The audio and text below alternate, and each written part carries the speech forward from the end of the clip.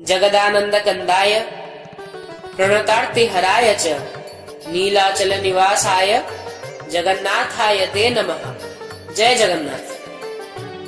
युगों युगों से महाप्रभु जगन्नाथ, बलभद्र महाप्रभु, देवी सुभद्रा और सुदर्शन महाप्रभु चतुर्धा मूर्ति के रूप में श्री मंदिर में विराजित है। उनके दर्शन करके यह मन धन्य हो जाता है। महाप्रभु यहाँ काष्ठ तनु धारण करके मानवीय लीला करते हैं। महाप्रभु साक्षात परम ब्रह्म के स्वरूप में यहाँ विराजित हैं। किंतु महाप्रभु के इस रूप में आने का कारण क्या है? भगवान ने अपनी लीला का आरंभ कैसे किया? यह सारे प्रश्नों के उत्तर स्कंद पुराण में हमें मिलते हैं। स्कंद पुराण के वैष्णव खंड अंतर्गत उत्कल खंड है, जहाँ श्री पुरुषोत्तम क्षेत्र महात्म्य का विषय है। वहाँ भगवान जगन्नाथ के प्रकट होने के बारे में संपूर्ण भाव से आलोचना हुई है। हमने श्री पुरुषोत्तम क्षेत्र महात्म्य पर आधारित यह प्रस्तुति बनाई है, जहाँ जगन्नाथ जी के आविर्भाव पर संपूर्ण भाव से बताया गया है।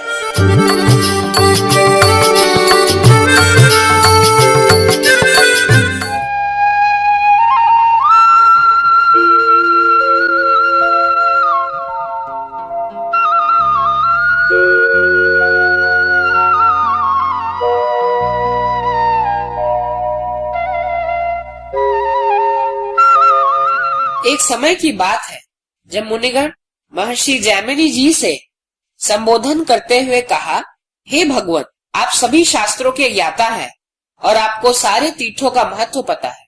इससे पूर्व आप तीर्थ कीर्तन के दौरान आपने परम पवित्र श्री पुरुषोत्तम क्षेत्र का वर्णन किया, जहाँ लक्ष्मीकांत नारायण मानव लीला करने हेतु दारूमय कलेवर को धारण किया, जहाँ दर्शन मात्र से साक्षात मुक्ति और सकल तीर्थों का फल मिलता है।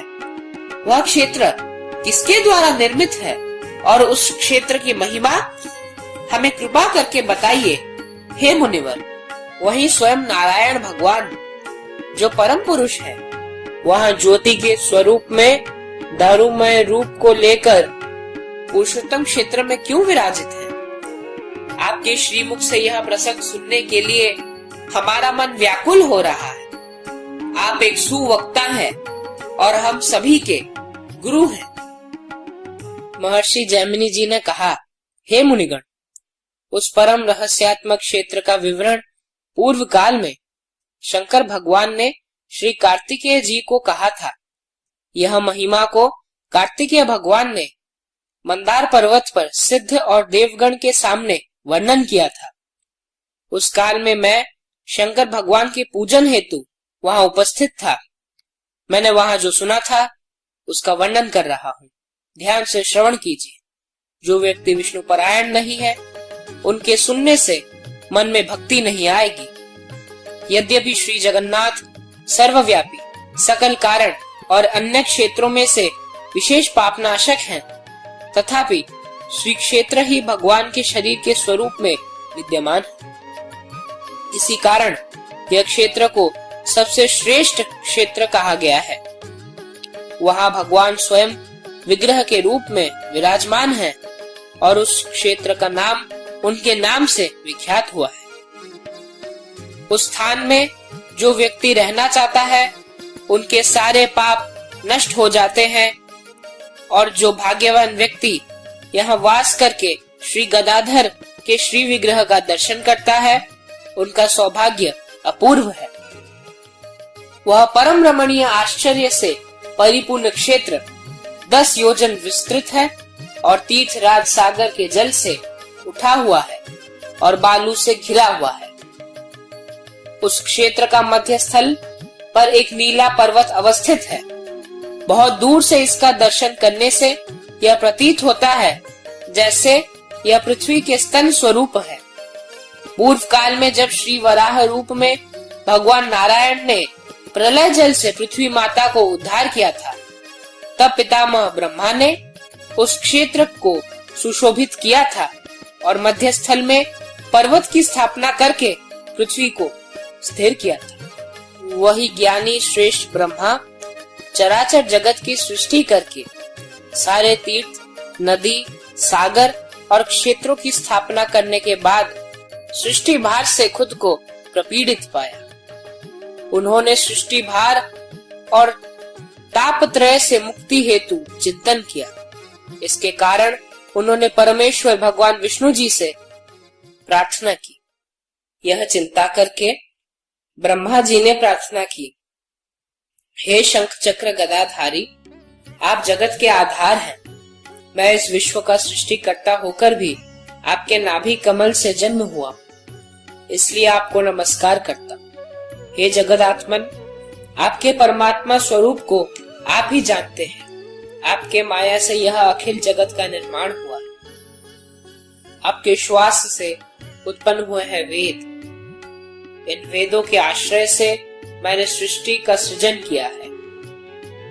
हे परमात्मा, आपसे स्थूल, सूक्ष्म, दीर्घ अथवा ह्रस्व कुछ अलग नहीं है। जैसे स्वर्ण आकार की प्राप्ति के उपरांत अलंकार का रूप धारण करता है, वैसे सत्व, रज और तमो गुण के भेद में आपका सूक्ष्म वास है।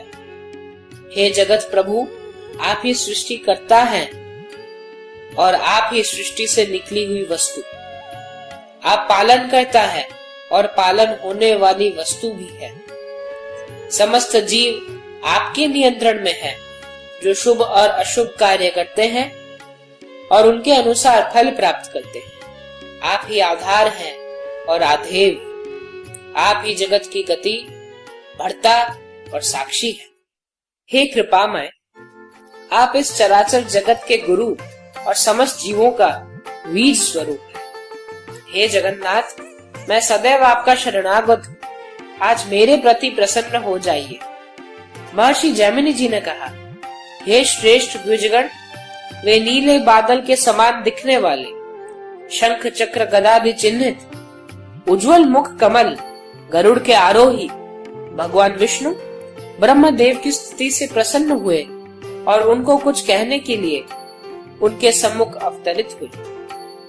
श्री भगवान ने कहा, हे ब्रह्मन, आप जिस उद्देश्य से मेरी प्रार्थना कर रहे हैं वह उतना सरल नहीं है, क्योंकि स्वभाव सिद्धा अनादि अविद्या रूपा माया कर्म रूप बंधन हेतु इतनी सुदृढ़ है कि इससे पार पाना बहुत कठिन है।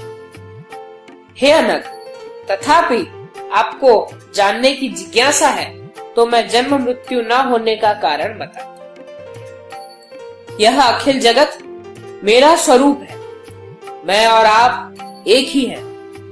जिस विषय में आपकी रुचि है उस विषय में मुझे भी रुचि है। अन्य संदेह मत कीजिए।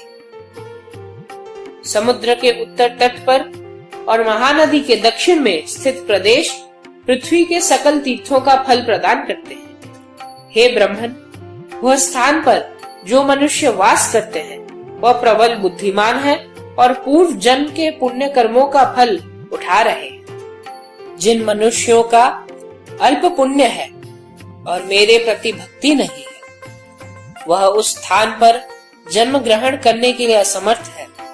एकाम्र कानन से लेकर दक्षिण समुद्र पर्यंत प्रत्येक स्थान अपेक्षाकृत पवित्र और श्रेष्ठतम है। सिंधु तट पर वह स्थान जहाँ नील पर्वत शोभायमान है, वह स्थान परम गोपनीय है और आपके पक्ष के लिए भी वह स्थान दुर्लभ है।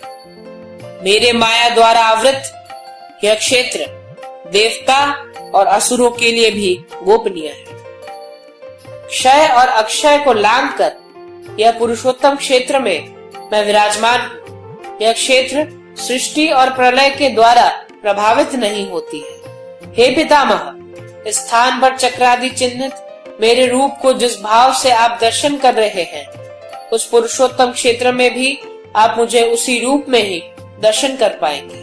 नीले पर्वत के मध्य भाग में श्री अक्षयवट के पश्चिम कोने जिस रोहिण नामक कुंड है, उसके तट के सम्मुख मुझे जिसने प्रत्यक्ष रूप से दर्शन किया, उस कुंड का जल को स्पर्श करके अथवा पान किया है, वह पवित्र और निष्पाप होकर मुक्ति लाभ करते हैं। आप उस क्षेत्र को यथाशीघ्र गमन कीजिए। वहां मेरे दर्शन पूर्वक ध्यानस्थ होने से आपको मेरे क्षेत्र के बारे में ज्ञान स्वतः ही प्राप्त हो जाएगा। वह स्थान वेद, संहिता, इतिहास और पुराण में मेरे माया के द्वारा गुप्त होकर सबके अज्ञात में है। वर्तमान आपकी स्तुति से मैं प्रसन्न होकर मेरी कृपा से वह क्षेत्र सभी जीव गणों के समक्ष प्रकाश हो जाएगा। निर्मल स्वभाव के व्यक्तियों के व्रत, तीर्थ और दान के द्वारा जो फल प्राप्त होते हैं, उस क्षेत्र पर एक दिवस के वास से वह समस्त फल प्राप्त होते हैं। अगर एक क्षण का भी वास हो तो उन्हें अश्वमेध यज्ञ का फल प्राप्त होता है। हे विप्रगण, उस समय पर प्रभु पुरुषोत्तम ब्रह्मा जी को यह आदेश देने के उपरांत उस क्षण में ही अंतर्हित हो गए। नवनीरद सुंदर कांति तनु, शुभ तारक विग्रह रम्य हनु, अति वेळ समाकुल मह बने, जगदीश कृपांकुर दीन जने।